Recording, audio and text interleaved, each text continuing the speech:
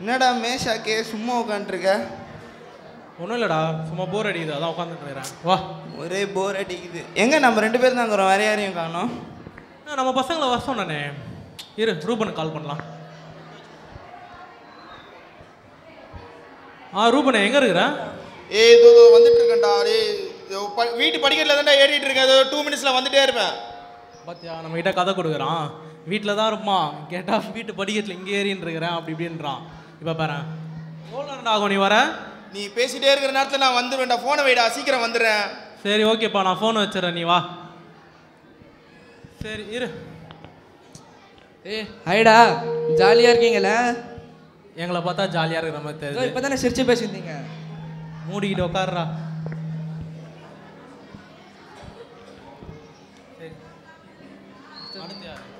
எங்கடா நம்ம கேங்கில் ஒரு பணக்காரர் இருப்பானே, எங்க அவனா? இங்கே தான் எங்கேயாச்சும் சுற்றின்னு இருப்பானே. இதோ வந்துட்டானே. சாரிடா கொஞ்சம் லேட் ஆயிடுச்சு. ஓகே, இன்னும் நம்ம 4 பேர் தான் இருக்கோம், இன்னும் 2 பேரை காணோம். வரேன்னு சொன்னாரு, இதோ படிக்கட்டில் ஏறினுக்கிறாருன்னாரு, இன்னும் காணோம். யாரும் அவன் எப்பவுமே அப்படிதான்டா, அந்த மாதிரி தான் சொல்லிட்டு இருப்பான். என்னடா வாழ்க்கை இது, வெறுப்பா இது அப்படியே எனக்கு. என்னடா ஆச்சு? ஆமாம், வச்சிருக்கிற ஒரு ஃப்ரெண்டு கீழே பேசிகிட்டு இருக்கும்போது 2 நிமிஷம் கதை சொல்கிறேன்னு சொல்லிட்டு 1/2 hour ஆக்கிட்டான்.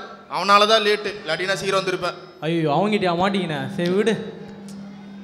சரி அப்புறம் என்ன, எல்லாம் ஒரே ஜாலி தான், அப்படியே சந்தோஷமாக இருக்கீங்க, பல்லு தெரியுது. ஜாலியாக இருக்கிறேன்னு சொல்கிறீங்க. சரி, காலைல எழுந்துச்சு ஏதாவது உருப்படியாக செய்யலாம், இப்படி உட்காந்தா கண்ணுக்கு தெரியுறதெல்லாம் இந்த ஃபோனு டிவி இது மட்டும். ஏதாவது உருப்படியாக செய்ய முடியுதா? அப்படியே என்ன ஏதோ அடிமைப்படுத்துகிற மாதிரியே இருக்குது. எனக்கு அப்படியே ஒரு ஸ்லேவாக ஃபீல் ஆகுது. டேய், அவன் கூட பரவாயில்லடா. நான்லாம் எங்கள் வீட்டில் கூட எங்கள் அப்பா அம்மா வேலைக்கு போகலன்னு எதுவும் சொல்லலை. காலைல ஜிம்முக்கு கிளம்பலான்னு போகிறேன். பக்கத்து வீட்டு ஆண்டி என்ன சொல்லுது, சும்மா தானே வெட்டியாக தானே இருக்கிற, 2 குடம் தண்ணி அள்ளிட்டு வா, அது எடுத்துட்டு வா இது எடுத்துட்டு வான்னு வேலைக்கு அனுப்புதுடா. ஒரே ஒரு மாதிரி அசிங்கமாக இருக்குதுடா. ஃப்ரெண்ட்ஸுங்களாம் வேலைக்கு போயிட்டானுங்க, நான் வீட்டில் சும்மா இருக்கிறேண்ணா. எங்கள் அப்பா அம்மா கூட எதுவுமே கேட்குறது இல்லை. ஆனால் இவனுங்களாம் போனால் என்னடா நீ எப்படா வேலைக்கு போவ, சும்மா ஜாலியாக வீட்லேயே இருக்கிறியே அப்படின்றானுங்க. வெளில போகிறதுக்கே அசிங்கமாக இருக்குதுடா. இவங்களாச்சே பரவாயில்ல, எதையா செய்கிறாங்க. நான் எதை செய்ய போனாலும் பயமாக இருக்குது. நேற்று கூட எங்கள் அப்பா ஏதோ கடைக்கு போக சொன்னார். பைக்கெல்லாம் ஆன் பண்ணி போயிட்டேன், திடீர்னு பயம் வந்துருச்சு. அப்படியே பைக் ஆஃப் பண்ணி வீட்டில் போய் பார்த்துட்டேன். பெட்ரோல் இல்லையாண்ணா? இல்லை, பயம் வந்துருச்சு. சரி, நைட்டு பாத்ரூம் போக கூட பயப்படுவேல? அது எப்படி உனக்கு தெரியும்? நீ தான்டா சுவிட்ச் போட கூப்பிடுவேன். சரி இதெல்லாம் சொல்லாத, போதும் நீட்டு. சரி இருக்கல, அவர் தான் அதோ இப்படி தந்தா ஒரு 1000 ரூபாய் எடுப்பார், இப்படி இருந்தால் 2000 எடுப்பார், ஷூலேருந்து ஒரு 2 ரூபா இருப்பார். ஆமாம், அவர் ரொம்ப பெரிய மல்டி மில்லியனியர் ஆச்சு. அட நீங்கள் வேற போங்கடா, அதெல்லாம் ஒரு காலத்தில். இப்போல்லாம் எதை தொட்டாலுமே ஃபெயிலியர் மட்டும்தான்டா. இப்போ உங்களுக்கே தெரியும், 2 மாதம் முன்னாடி எங்கள் அப்பா பிஸ்னஸ் எதாவது ஆரம்பிப்பான்னாரு. நானும் ஒரு 6-7 பிஸ்னஸ் ஆரம்பித்து பார்த்துட்டேன். எல்லா பிஸ்னஸுமே ஃபெயிலியர் மட்டும்தான். ரொம்ப கஷ்டமாக இருக்குது. முன்னாடிலாம் உங்களுக்கே தெரியும்ல எவ்வளோ காசு வச்சுருப்பேன். இப்போ ஒரு 10 ரூபா கூட இல்லை, காலைல கூட ஒரு 10 ரூபா தொலைச்சேன். ரொம்ப கஷ்டமாக இருக்குது. இந்த 10 ரூபா தான்டா கீழே கட்சி ஜூஸ் வாங்கி குடிச்சிட்டேன் நான். ஏன்டா அது மட்டும் தான்டா என்கிட்ட இருந்துச்சு. சரி விடு போ. ஆமாம், நம்ம குரூப்பில் இன்னொருத்தர் இருப்பானே, மிஸ்டர் பர்ஃபெக்ட். வருவான் பர்ஃபெக்டாக வருவான். பர்ஃபெக்டாக வந்துடுவார் எல்லாத்துலையும். இப்போ நான் ஆளை காணோம். சாரிடா கொஞ்சம் லேட் ஆகிடுச்சு. சரியா, மன்னிச்சிருங்க. என்ன எல்லாம் சீக்கிரமாக வந்துட்டீங்க போல். தம்பி நீ லேட்டுப்பா, நாங்கள்லாம் கரெக்டாக தான் வந்தோம். டேய், இது என்ன மந்த்துன்னு ஞாபகம் இருக்கா? விபிஎஸ் நடக்குதுடா. ஸோ அதனால தான் போய் கரெக்டாக ஃபாலோ பண்ணி போயிட்டு வந்துட்டு இருக்கேன் நான். கோச்சிக்காதீங்க சரிங்களா? விடுங்க. என்ன எல்லாம் ரொம்ப ஒரு மாதிரி பொலிவாக இருக்கீங்க, ரொம்ப சந்தோஷமாக இருக்கீங்க போல். ஏண்டா எங்களை பார்த்தா சந்தோஷமாக இருக்கிற மாதிரி தெரியுதா? ஆமாண்டா, சந்தோஷமா இல்லையா? என்னாச்சு? ஆமாம், இவன் ஏதோ ஒரு காரியத்துக்கு ஒரு மாதிரி அடிமையாக இருக்கான். அவன் ஒரு மாதிரி ஸ்லேவாக ஃபீல் பண்ணுறான். சரி, இவன் ஒரு மாதிரி அசிங்கமாக ஃபீல் பண்ணுறான். அவன் வேலைக்கு போகலன்னு சொல்லி பக்கத்து வீட்டு ஆண்டி தண்ணி அடிக்க கூப்பிட்றாங்களாம் பண்புல. ஐயோ, போகும்போதெல்லாம் வேலை வாங்குறாங்களாம்.